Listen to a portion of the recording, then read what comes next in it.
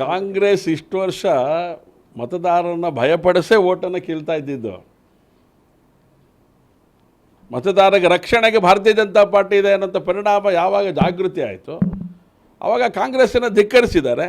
ಇವತ್ತು ದೇಶದ ಮೂಲೆ ಮೂಲೆಗಳಲ್ಲಿ ಭಾರತೀಯ ಜನತಾ ಪಾರ್ಟಿಗೆ ಪರವಾಗಿ ಮತದಾರರು ವೋಟ್ ಮಾಡ್ತಾ ಇದ್ದಾರೆ. ಹಾಗಾಗಿ ನಿಮ್ಮ ಗೊಡ್ಡು ಬೆದರಿಕೆಗಳಿಗೆ ಮತದಾರ ಇವತ್ತು ಯಾವತ್ತೂ ಕೂಡ ಮತದಾರ ಗೊಡ್ಡು ಬೆದರಿಕೆಗೆ ತಲೆ ಕೊಡೋದೇ ಇಲ್ಲ. ಯಾಕಂದರೆ ಈ ಚುನಾವಣೆ ಯಾವುದ್ರ ಮೇಲೆ ನಡೆಯುತ್ತೆ ಅನ್ನೋದು ಭಾಳ ಇಂಪಾರ್ಟೆಂಟ್ ಅಲ್ಲ.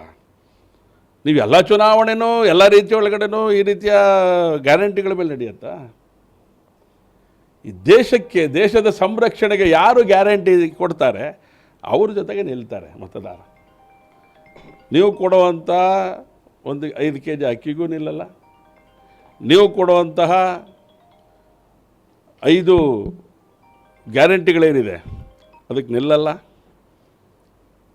ಈ ದೇಶದ ಮತದಾರ ನಿಲ್ಲುವಂಥದ್ದು ಈ ದೇಶವನ್ನು ಯಾರು ಸಂರಕ್ಷಣೆ ಮಾಡ್ತಾರೆ ಅವರು ಪರವಾಗಿ ನಿಲ್ತಾರೆ.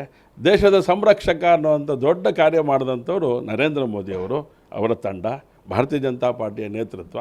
ಹಾಗಾಗಿ ಇವತ್ತು ಮತದಾರ ಭಾರತೀಯ ಜನತಾ ಪಾರ್ಟಿ ಪರವಾಗೇ ಮತದಾನವನ್ನು ಮಾಡ್ತಾನೆ. ನಿಮ್ಮ ಯಾವುದೇ ರೀತಿಯ ಈ ಒಂದು ಗ್ಯಾರಂಟಿಗಳನ್ನು ತಲೆಯಲ್ಲಿ ಇಟ್ಕೊಳ್ಳೋದಿಲ್ಲ. ಯಾಕೆಂದರೆ ಗ್ಯಾರಂಟಿ ರಾಜ್ಯ ಸರ್ಕಾರ ನಿಮ್ಮ ಜವಾಬ್ದಾರಿ, ನಿಮ್ಮ ಹಣೆ ಬರೋದು, ನೀವು ಕೊಡಲೇಬೇಕು, ಕೊಡ್ತೀವಿ ಅಂತ ಗೊತ್ತವರಿಗೆ.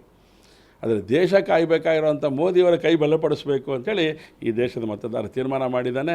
ಹಾಗಾಗಿ ನೀವು ಎಷ್ಟೇ ಬೆದರಿಕೆ ಹಾಕಿದ್ರು ಮತದಾರ ದೇಶದ ಸಂರಕ್ಷಣೆಗೆ ಮತವನ್ನು ನೀಡ್ತಾನೆ.